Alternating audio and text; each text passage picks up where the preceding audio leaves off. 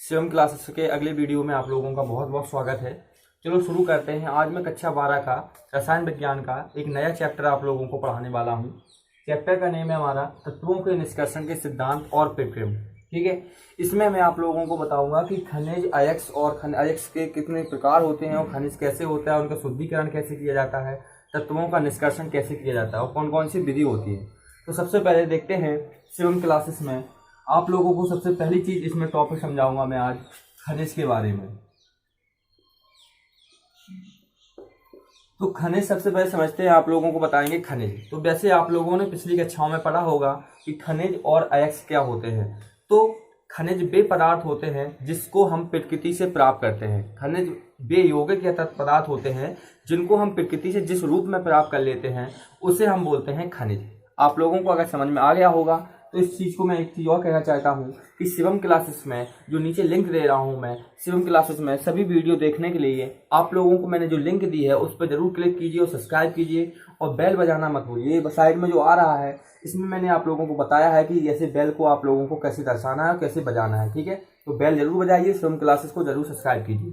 चलो शुरू करते हैं। तो सबसे पहले मैंने जैसे आप लोगों को बताया कि तत्वों के निष्कर्षण के सिद्धांत में सबसे पहला टॉपिक है हमारा खनिज। तो खनिज के बारे में आप लोगों को बताते हैं। जैसे हम क्या करते हैं कि प्रकृति में या पृथ्वी पर हम जैसे कोई खुदाई करते हैं, खुदाई के दौरान जो भी चीज हमें जो भी पदार्थ जिस रूप में प्राप्त होता है उसे ही हम खनिज कहते हैं। बात समझ में आ गई? खनिज की परिभाषा समझ में आ गई होगी आपको कि पृथ्वी पर फिर से बता रहे,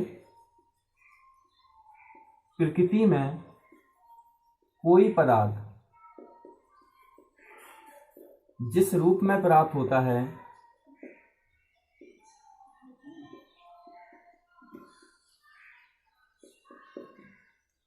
ठीक है, प्रकृति में या पृथ्वी पर जो कोई पदार्थ जैसे किस रूप में प्राप्त होता है उसे हम क्या कहते हैं, उसे हम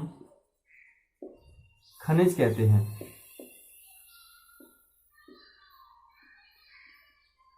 ठीक है, अब बात करते हैं, आपको बताते हैं अयस्क के बारे में। अयस्क देखो क्या है। सबसे पहले मैं आप लोगों को एक चीज समझाने वाला हूं कि मेरे सभी वीडियो देखने के लिए और पिछले चैप्टर आप लोगों को कक्षा 12 में, मैं इस साल आप लोगों को केवल कक्षा 11 और कक्षा 12 की केमिस्ट्री में हल करवाऊंगा और 1 बाई 1 चैप्टर में करवाऊंगा। तो मैं कहना चाहता हूं आपको कि आपको अगर एग्जाम में फर्स्ट आना है तो मेरे सारे वीडियो देखिए, सभी वीडियो देखिए और एक एक टॉपिक को अच्छे से समझिए। अगर आपने एक एक टॉपिक और एक एक चैप्टर अच्छे से समझने की कोशिश की है और मेरे सारे वीडियो देखे हैं, पहले के वीडियो देखे हैं, तो मैं आशा करता हूं कि आप लोगों के, और मैं कॉन्फिडेंस से भी कहना चाहता हूं कि आप लोगों को 90+ से कोई नहीं रोक सकता। ठीक है, तो सबसे पहले मैं आप लोगों को अब बताऊंगा खनिज। जैसे आप लोगों ने बताया मैंने कि खनिज क्या होता है कि पृथ्वी पर या प्रकृति में जिस रूप में हमें जो वस्तु प्राप्त होती है उसे ही हम क्या कहते हैं, उसे ही हम खनिज कहते हैं। अब अयस्क क्या होता है? जिन खनिजों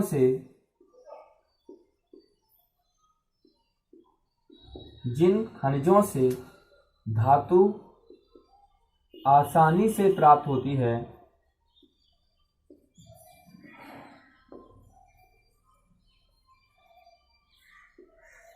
उन खनिजों को अयस्क कहते हैं। ठीक है बच्चों, समझ में आ गया होगा। जो अयस्क होता है वो भी खनिज का एक हिस्सा होता है। आपने पिछली कक्षाओं में भी समझा होगा या पढ़ा होगा। मैं ये नहीं कह रहा हूं कि आप पहली बार पढ़ रहे हैं, आपने जरूर पढ़ा होगा, लेकिन इतनी गौर से, इतनी अच्छे से नहीं पढ़ा होगा जितनी खूबसूरत तरीके से मैं आप लोगों को समझाने की कोशिश कर रहा हूं कि जो अयस्क होता है वो भी खनिज का एक हिस्सा होता है। लेकिन ऐसा होता है कि अयस्क वे ही होते हैं, वे ही खनिज कहलाते हैं जिन खनिजों से धातु निकालना हमें आसानी और सस्ता पड़ जाता है। उन खनिजों को हम बोलते हैं अयस्क। जैसे एक नोट में हम लिखवा देते हैं आपको, इस नोट को आप लोग अच्छे से समझना। इसमें मैं आप लोगों को एक चीज बताने वाला हूं। अगर आपने ये पूरा वर्ड समझ लिया जहां पे मैं बताने वाला हूं, उस वर्ड को आपने अगर समझ लिया तो कहीं भी खनिज और अयस्क में आप लोगों को कहीं भी कोई भी प्रॉब्लम नहीं आएगी। जैसे इस नोट में क्या है कि सभी खनिज अयस्क नहीं होते हैं। ठीक है, नोट में क्या है कि सभी खनिज जो है अयस्क नहीं होते हैं, लेकिन सभी अयस्क खनिज होते हैं। ठीक है बच्चों, क्या बताया मैंने बच्चों कि सभी खनिज अयस्क नहीं होते हैं परंतु सभी अयस्क खनिज होते हैं। इस चीज को समझना है और बहुत ही बारीकी से समझना है। मैं समझाने की पूरी कोशिश करूंगा, बस आप लोगों को इतना करिए कि अगर वीडियो आप लोगों को अच्छा लगे तो लाइक और सब्सक्राइब और शेयर जरूर करिए अपने दोस्तों को, जिससे कि सभी लोगों को इस चीज पता चल जाए कि अयस्क क्या होते हैं और खनिज क्या होते हैं। तो समझिए यहाँ पे, तो सबसे पहले मैंने क्या बताया, सभी खनिज अयस्क नहीं होते। जैसे मैंने माना कि दो खनिज लिए, एक CuFeH2 और एक हमने लिया Al2SO4 का होल थ्राइस। हमें पृथ्वी पर दो चीजें प्राप्त हुई, एक तो हमें प्राप्त हुआ कॉपर पायराइड और दूसरा प्राप्त हुआ एल्यूमिनियम सल्फेट। ये दोनों क्या है, हमें पृथ्वी से प्राप्त हुए। माना कि हमें क्या हुआ, कॉपर पायराइड और एल्यूमिनियम सल्फेट प्राप्त हुआ। अब ये दोनों क्या है हमारे, ये दोनों हमारे खनिज हैं। ये भी हमारा खनिज है और ये भी खनिज है, क्योंकि हमने क्या बताया था आपको कि पृथ्वी पर कोई भी पदार्थ जिस रूप में प्राप्त होता है, कोई भी वस्तु जिस रूप में प्राप्त होती है उसको ही हम खनिज कहते हैं। तो पृथ्वी पर हमें कॉपर पायराइड और हमें एल्यूमिनियम सल्फेट प्राप्त हुआ। तो इस चीज को समझाने की कोशिश कर रहा हूं मैं। तो आप लोगों को कहता हूं कॉपर पायराइड और एल्यूमिनियम सल्फेट है, हमें पृथ्वी पर प्राप्त हुए। अब हमें ये ज्ञात करना है कि अयस्क कौन सा है। हमें क्या ज्ञात करना है, अयस्क कौन सा है। तो देखो, हमें कॉपर पायराइड से हम कॉपर को आसानी से ज्ञात कर सकते हैं। कॉपर पायराइड से कॉपर को आसानी से ज्ञात कर सकते हैं या निकाल सकते हैं। क्या बताया बच्चों हमने कि कॉपर पायराइड से कॉपर हमारी आसानी से प्राप्त हो रही है, लेकिन इससे एल्यूमिनियम प्राप्त नहीं होती है, नहीं होती है। तो क्या बताया था हमने कि जब किसी खनिज से धातु आसानी से निकल जाती है, उसी धातु के लिए ये क्या कहलाता है, अयस्क कहलाता है। मतलब ये कॉपर का क्या हो गया, अयस्क हो गया, कॉपर पायराइड। और इसमें से एल्यूमिनियम प्राप्त नहीं हुई तो ये एल्यूमिनियम का अयस्क खनिज नहीं हुआ। मतलब ये खनिज दोनों हैं तो, लेकिन इन खनिजों में से केवल यही अयस्क है, ये अयस्क नहीं है। अब आपको समझ में आ गया होगा कि कौन से खनिज होते हैं और कौन से अयस्क होते हैं। अयस्क से कैसे निकालते हैं, अयस्क को हम खनिज में से कैसे निकालते हैं। तो आप लोगों ने समझा कि जिन खनिजों से धातु हम आसानी से प्राप्त कर लेते हैं उन्हीं खनिजों को हम क्या कहते हैं, अयस्क कहते हैं। और जिन खनिजों से धातु नहीं निकलती है उन खनिजों को हम खनिजी कहते हैं, अयस्क नहीं कहते हैं।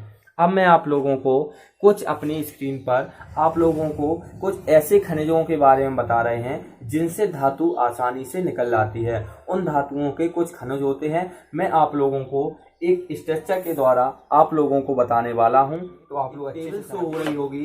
इसमें मैंने आप लोगों को क्या किया है कि कुछ धातुओं के खनिज और अयस्क के हम आपको शो किए हैं। कुछ धातुओं के अयस्क लिखे हैं, देखो यहाँ पे, जैसे मैंने यहाँ पे सारे धातु लिए हैं इस साइड और उन दोनों उनके हमने यहाँ पे अयस्क लिखे हैं, जिन ऐसे खनिज लिखे हैं जिनसे इन धातु प्राप्त हुई है। मतलब ये धातुओं के क्या है, अयस्क हैं। तो आप लोगों को समझ में आ रहे होंगे कि यहाँ पे देखो मैंने एक टेबल के द्वारा दर्शाया है। ठीक है, तो आप लोगों ने देखा, इसको जल्दी से नोट कर लेना या इसको पॉज करके इसको टाइम लगा लिख लेना आप लोग कि कहीं पे आप लोगों को इस चैप्टर में, जैसे मैं अगर कोई भी अगर योग मतलब अयस्क लेता हूं, अगर मैं पूछता हूं कि ये किस धातु का अयस्क है तो आप लोगों को कोई प्रॉब्लम ना हो, तो पॉज करके उस चीज को लिख लेना या स्क्रीनशॉट ले लेना। क्या बताया कि अयस्क को किससे निकालते हैं, खनिजों से। ठीक है, खनिजों से ही अयस्क बनते हैं। मतलब जिन खनिजों से धातु बन जाती है उन्हीं को हम क्या कहते हैं, अयस्क कहते हैं। अब धातु कर्म क्या होता है, तो अयस्क निकालने से, अयस्क से धातु निकालने से, अयस्क से धातु निकालने की कई सारी विधि होती हैं, कई भौतिक और रासायनिक विधियां होती हैं। उन्हीं को हम क्या कहते हैं, धातु कर्म कहते हैं। जैसे इसकी हम परिभाषा लिख देते हैं, अयस्क से धातु निकालने की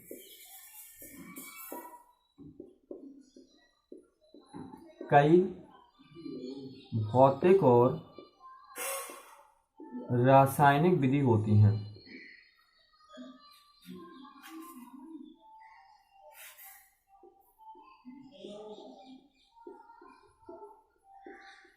ठीक है, अयस्क से धातु निकालने की कई भौतिक और रासायनिक विधि होती हैं, जिन्हें क्या कहते हैं, जिन्हें हम धातु कर्म कहते हैं। ठीक है बच्चों, ये समझो बस।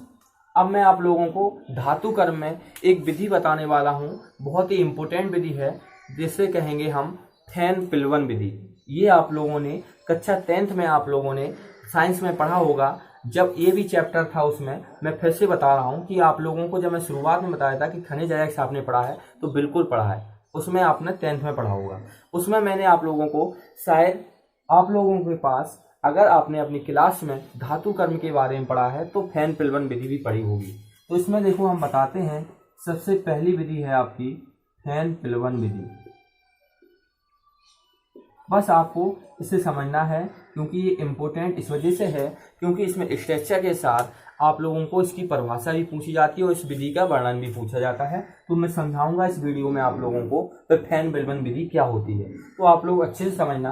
पहले मैं आपकी इसकी परिभाषा बताऊंगा, फिर इसको मैं डिस्क्राइब करूंगा, आपको समझाऊंगा। बस नीचे जो लिंक दी गई है सभी वीडियो के लिए आप लोग स्वयं क्लास को जरूर देखिए, और ये वीडियो आप लोगों को भी बिल्कुल फ्री है, और बेल बजाना मत भूलिए। ठीक है बच्चों, तो सबसे पहले देखते हैं फैन पिलवन विधि। तो फैन पिलवन विधि में क्या होता है, सबसे पहले ये जो विधि होती है, ये विधि केवल सल्फाइड अयस्कों के लिए होती है, सल्फाइड अयस्कों के लिए की जाती है। ये बस समझना, ये जो विधि होती है ये केवल सल्फाइड अयस्कों के लिए की होती है। अब सल्फाइड अयस्क में इसमें क्या होता है कि इस विधि में पानी से भरे हुए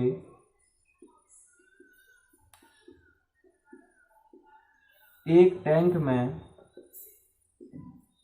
पानी, इस विधि में क्या होता है कि पानी से भरे हुए एक टैंक में क्या होता है, सबसे पहले क्या डालते हैं, अयस्क डालते हैं। क्या डालते हैं बच्चों, अयस्क डालते हैं। अयस्क जब डालते हैं तो क्या होता है, सल्फाइड अयस्क के लिए ये विधि प्रयोग की जाती है। और इस विधि में हमने क्या बताया, एक पानी से भरा हुआ एक टैंक होता है, उसमें हम अशुद्धि के साथ अयस्क डालते हैं। देखो अयस्क में भी अशुद्धियां होती हैं, जब धातु प्राप्त करते हैं तो उन अशुद्धियों को अलग कर दिया जाता है और धातु, शुद्ध धातु अलग कर लेते हैं। अयस्क में अशुद्धियां क्या होती हैं, कंकड़, पत्थर, धूल, एक सारी चीजें या दूसरे पदार्थ की कोई अशुद्धि होती है। ठीक है, ये सारी अशुद्धियां से हम बोलते हैं गैंग या अघात्री बोलते हैं। तो उन्हें को हमें क्या करना है, शुद्ध करना है और धातु निकालनी है। तो ये अयस्क डालते हैं, फिर उस टैंक में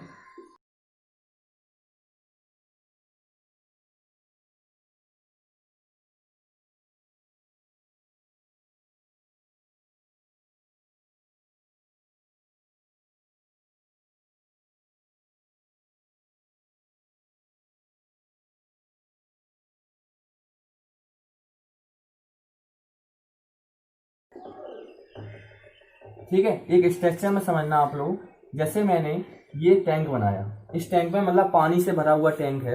अब इस टैंक में हमने क्या डाला, इस टैंक में हमने दो चीजें डाली, एक तो चीड़ का तेल डाला और दूसरी चीज डाली हमने पोटेशियम एथिल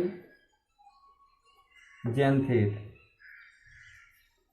ठीक है बच्चों, क्या क्या डाला, एक तो सबसे पहली चीज डाली चीड़ का तेल और दूसरा डाला हमने पोटेशियम एथिल जैंथेट। अब इसमें क्या करेंगे, जब अयस्क डाला, जैसे इसमें हमने डाला सल्फाइड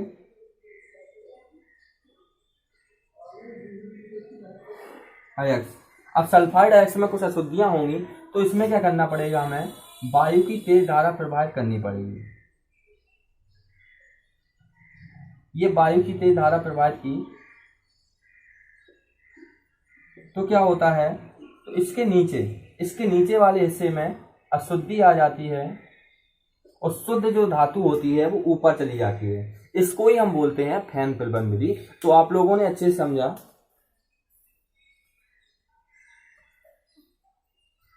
तो बच्चों क्या बताया हमने कि चीड़ का तेल और पोटेशियम एथिल जैंथेट को मिलाया हमने और सल्फाइड अयस्क में, जिससे क्या होता है कि एक तरह से वो बन जाता है। ठीक है, पाउडर सा, उसमें क्या होता है, जो अशुद्धियां होती हैं वो नीचे चली जाती हैं और शुद्ध अयस्क ऊपर जाता है। इस विधि को हम बोलते हैं फैन बर्न विधि। आपने इस वीडियो में समझा, तो बस आप लोगों से कहना चाहता हूँ वीडियो ज्यादा से ज्यादा शेयर कीजिए, सब्सक्राइब कीजिए और बेल बजाना मत भूलिए। बच्चे मिलते हैं नेक्स्ट वीडियो में, उसमें बताऊंगा मैं आप लोगों को चुंबकीय पृथक्करण विधि। ओके बच्चों, थैंक यू, धन्यवाद।